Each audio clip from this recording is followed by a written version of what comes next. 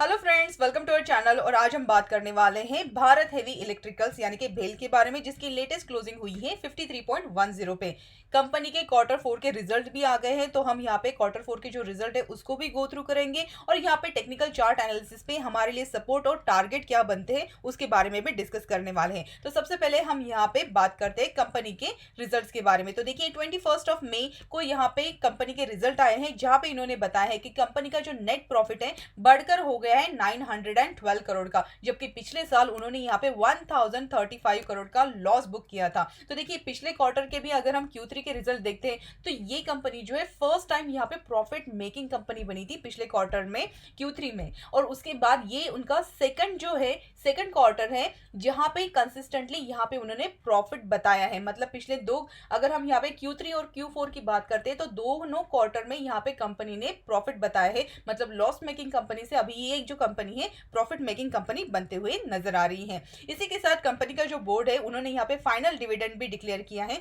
0.40 rupees का। अब detail में अगर हम यहाँ पे देखें तो देखिए पिछले बार इनका जो कंसोलिडेट नेट लॉस था वो था 1036.32 करोड़ का, जो कि अभी यहाँ पे प्रॉफिट में बन चुका है 912.47 करोड़ अगर हम ईयर ऑन ईयर बेसिस की बात करते हैं। उसी के साथ यहाँ पे अगर हम टोटल इनकम देखते हैं इस साल का, वो अभी बढ़कर हो गया है 8181.72 करोड़ का, जबकि पिछले साल इनका जो यहाँ पे टोटल इनकम था वो था 7245.16 करोड़। यहाँ पे एक्सपेंसेस जो है कंपनी के वो भी रिड्यूस होते हुए नजर आए हैं। मतलब पिछले साल अगर हम देखें तो इनके कंपनी के जो एक्सपेंसेस थे वो थे 8644.28 करोड़, अभी ये घटकर हो गए हैं 7091.29 करोड़। मतलब कंपनी का जो टोटल इनकम है बढ़ रहा है, उसी के साथ कंपनी का जो नेट प्रॉफिट है वो भी बढ़ा है और जो कंपनी के एक्सपेंसेस है वो घटते हुए नजर आए हैं। मतलब यहाँ पे तीनों जो यहाँ पे हमें यहाँ पे रिजल्ट में जो फाइनेंस दिखाई दे रहा है पॉजिटिव है। अगर हम यहाँ पे क्वार्टर ऑन क्वार्टर बेसिस पे अगर बात करें तो देखिए पिछली बार कंपनी का यहाँ पे प्रॉफिट आफ्टर टैक्स जो था वो आया था 14.26 करोड़ का, और उसके पहले कंपनी जो थी लॉस मेकिंग कंपनी थी। और यहाँ पे अगर हम पिछले क्वार्टर से कंपेयर करते हैं तो यहाँ पे 908.87 करोड़ का कंपनी का पीएटी आया है। उसी के साथ कंपनी का जो अर्निंग पर शेयर है यहाँ पे 0.04% से यहाँ पे ग्रोथ होते हुए 2.61 हो चुकी। मतलब यहाँ पे हमें इसका अर्निंग पर शेयर भी बहुत अच्छे से बढ़ते हुए नजर आ रहा है। मतलब ओवरऑल अगर हम देखते हैं कंपनी के रिजल्ट्स बहुत अच्छे आए हैं। अब हम यहाँ पे बात करते हैं भेल के टेक्निकल चार्ट के बारे में। तो देखिए यहाँ पे जो स्टॉक है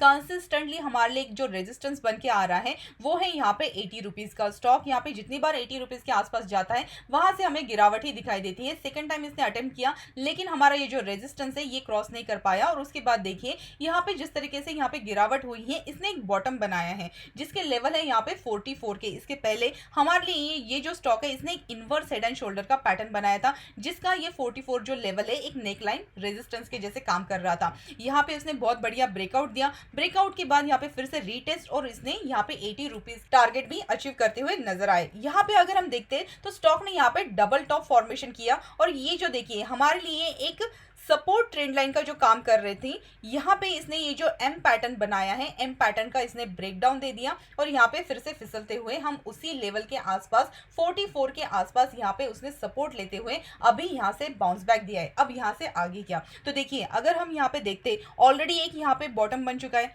ये हमारा बना है सेकंड बॉटम। और इसी तरीके से अगर हम चार्ट पैटर्न की बात करते हैं तो यहाँ पे डबल बॉटम फॉर्मेशन या फिर डब्ल्यू फॉर्मेशन होते हुए नजर आ रहा है। जिस तरीके से ये जो रेजिस्टेंस ट्रेंड लाइन है कंसिस्टेंटली यहाँ पे सेलिंग प्रेशर क्रिएट कर रही है, और यहाँ पे देखिए जितनी बार ये स्टॉक है रेजिस्टेंस ट्रेंड लाइन के आसपास जा रहा है वहां से हमें गिरावट ही दिखाई दे रही थी। लेकिन इस बार अगर आप यहाँ पे नोटिस करते हैं जिस तरीके की कैंडल स्टिक पैटर्न यहाँ पे बनी हुई है, माराबूजो कैंडल स्टिक ग्रीन पैटर्न यहाँ पे बन चुका है, जो कि यहाँ पे स्टॉक में बहुत ही अच्छी स्ट्रेंथ नजर आ रही है। अब यहाँ पे देखिए जिस तरीके के रिजल्ट है बहुत बढ़िया रिजल्ट है। अगर ये स्टॉक हमारा यहाँ पे ये जो रेजिस्टेंस ट्रेंड लाइन है आने वाले सेशन में इसका ब्रेकआउट अगर दे देता है तो सबसे पहले हमारा टारगेट रहेगा यहाँ पे 55 का। 55 के आसपास देखिए यहाँ पे एक रेजिस्टेंस बन के आ रहा है, तो अगर यहाँ पे आने वाले दिनों में ये अगर 55 सस्टेन करता है तो उसके बाद हमारा टारगेट यहाँ पे रहेगा 58 का। क्योंकि देखिए यहाँ पे एक रेजिस्टेंस ट्रेंड लाइन है, ये रेजिस्टेंस ट्रेंड लाइन का अगर ये ब्रेकआउट देता है तो हमारे लिए ये जो डब्ल्यू पैटर्न है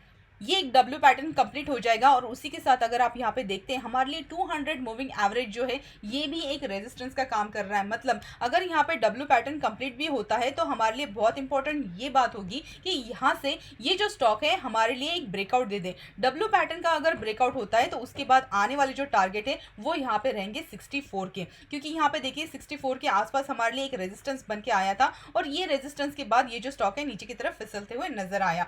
लेकिन अगर आप यहाँ पे लॉन्ग टर्म के हिसाब से इन्वेस्टेड है, आपको डरने की कोई बात नहीं है। कंपनी जो यहाँ पे बहुत सारे अच्छे यहाँ पे इनको प्रोजेक्ट भी मिल रहे हैं, ऑर्डर बुक भी इनका बढ़िया है, लेकिन कंपनी का यहाँ पे वैल्यूएशन अगर आप देखते हैं बहुत ही अंडर वैल्यूड है। अगर आप यहाँ पे कंपनी का पीई देखते हैं -6.86 है, जबकि कंपनी यहाँ पे सेक्टर पी अगर हम देखेंगे 49.73 का सेक्टर पी है। मतलब बहुत ही अंडर वैल्यूड ये स्टॉक है, पीएसयू स्टॉक है, इसलिए यहाँ पे हमें बहुत ज्यादा मूवमेंट दिखाई नहीं देता। कंपनी का मार्केट कैपिटल देखिए 18,489 करोड़ का है। कंपनी यहाँ पे इलेक्ट्रॉनिक व्हीकल में भी बिजनेस करती है और उसी के साथ यहाँ पे बहुत सारे ऐसे प्रोजेक्ट्स हैं जो कंपनी को असाइन भी हुए हैं। तो ओवरऑल अगर हम यहाँ पे देखें फ्यूचरिस्टिक ग्रोथ यहाँ पे कंपनी के लिए है, अंडर वैल्यूड स्टॉक है। तो अगर आपको यहाँ पे इन्वेस्ट करना है मिनिमम 5 साल के लिए तो आप यहाँ पे आराम से इन्वेस्ट कर सकते हैं। बाय ऑन डिप की स्ट्रैटेजी अपनाते हुए यहाँ पे आप बने रह सकते हैं। अब देखिए आगे के बारे में अगर हम सोचते हैं तो यहाँ पे जैसे कि हमने बताया हमारा एक डब्ल्यू चार्ट पैटर्न अगर इसका ब्रेकआउट देता है तो हमें यहाँ पे 64 से लेके 66 के लेवल भी अचीव होते हुए दिखाई दे सकते हैं। ये तो हो गया इसका डेली चार्ट के बारे में। अब हम यहाँ पे बात करते हैं कंपनी के वीकली चार्ट के बारे में।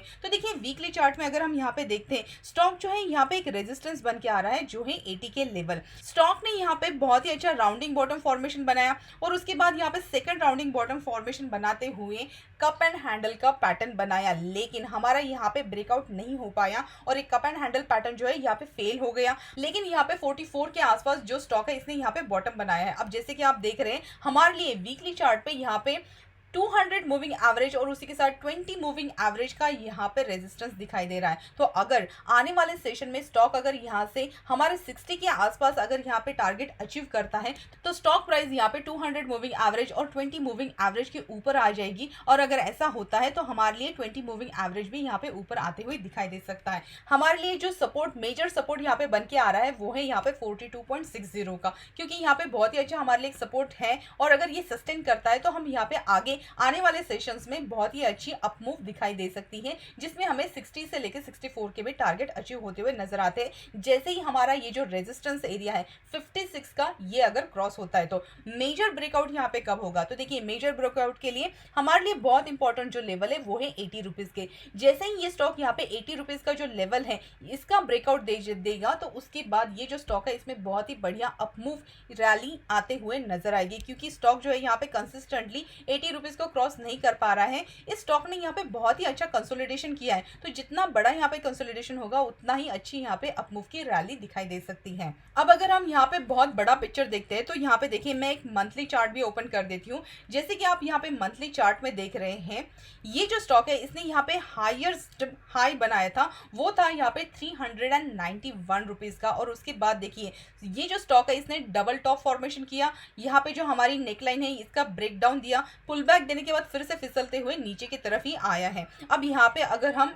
लॉन्ग टर्म के हिसाब से नजरिया अगर रखते हैं तो देखिए यहाँ पे ये जो स्टॉक है इसने एक राउंडिंग बॉटम फॉर्मेशन बनाया। अगर यहाँ पे ये जो 20 मूविंग एवरेज है इसका सपोर्ट लेते हुए अभी भी ये जो स्टॉक है सस्टेन कर रहा है, इसके साथ यहाँ पे सेकंड राउंडिंग बॉटम फॉर्मेशन अगर ये बनाता है तो यहाँ पे फिर से हमारे लिए कप एंड हैंडल का फॉर्मेशन बन जाएगा और ये जो 80 रुपीज का हमारे लिए रेजिस्टेंस है इसके ब्रेकआउट के बाद हम यहाँ पे अपमूव के बारे में जरूर सोचेंगे। तो ओवरऑल लॉन्ग टर्म के हिसाब से अगर आपका इसमें निवेश है तो इसमें बने रहिएगा, क्योंकि भेल का यहाँ पे प्राइवेटाइजेशन के भी न्यूज चल रहे हैं लेकिन अभी तक इसका कोई अपडेट नहीं आया है। अगर इन फ्यूचर कंपनी का प्राइवेटाइजेशन हो जाता है तो इसके लिए ये बहुत ही बढ़िया पॉजिटिव न्यूज बन के आ सकती है और ऐसा होने के बाद यहाँ पे हमें स्टॉक में भी बहुत अच्छी अपट्रेंड रैली भी दिखाई दे सकती है। तो आई होप इस वीडियो में जितनी इन्फॉर्मेशन हमने शेयर की आपके लिए हेल्पफुल जरूर रही होगी। कमेंट सेक्शन में हमें बताइएगा। चैनल पे अगर फर्स्ट टाइम है तो चैनल को सब्सक्राइब करके बेल आइकन दबाना मत भूलिएगा। मिलते हैं अगले वीडियो में। Thank you so much.